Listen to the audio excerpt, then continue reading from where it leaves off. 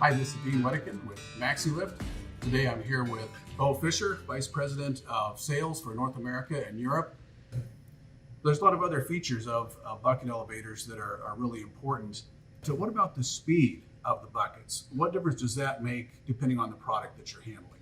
You know, it's interesting. Free-flowing materials by nature are easier to handle than just about anything else. They flow into the elevator at a good rate. They consistently fill in the buckets and they consistently discharge. So we calculate and have a reliable speed chart that Maxi-Lift publishes. It's on our website or in our catalogs that we use for those types of applications. But anytime you're moving something different than those free-flowing grains, for instance, back to the mashes and meals and those kinds of things, they don't free flow. They tend to move in mass. They can be sticky, especially like feed mash, which might have a lot of fat or molasses in it as a binder. Those things tend not to move as efficiently. And so in order for us to move those in a bucket elevator and get good fill and discharge, we actually have to slow the elevator down.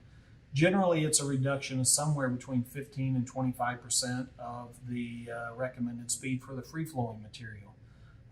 And by doing that, it allows more time for the material to both fill in the buckets and for that air to escape, hopefully through vented buckets, and also to discharge in the head and release from the buckets and make it to the discharge throat. So speed is critical. Bucket elevators are never a one-size-fits-all. Oftentimes, when we're selling buckets into a feed mill application, customer will say, well, this is a receiving leg and I receive corn and soybeans and salt and all kinds of screenings and DDGs.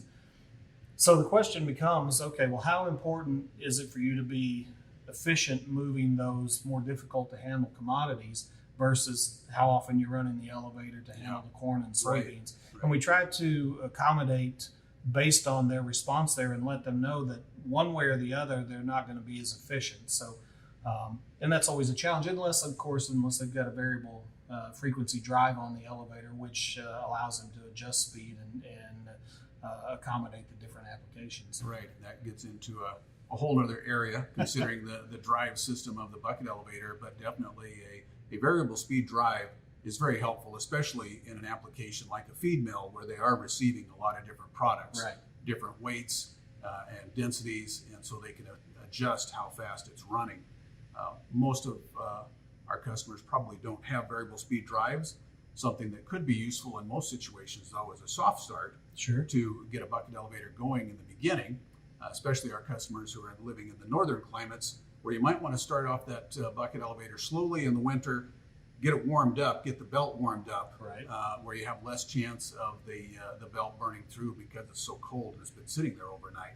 I would guess you probably have dealt with that a few times. Of course, especially to our neighbors across the northern border there. That's certainly a consideration that we run into.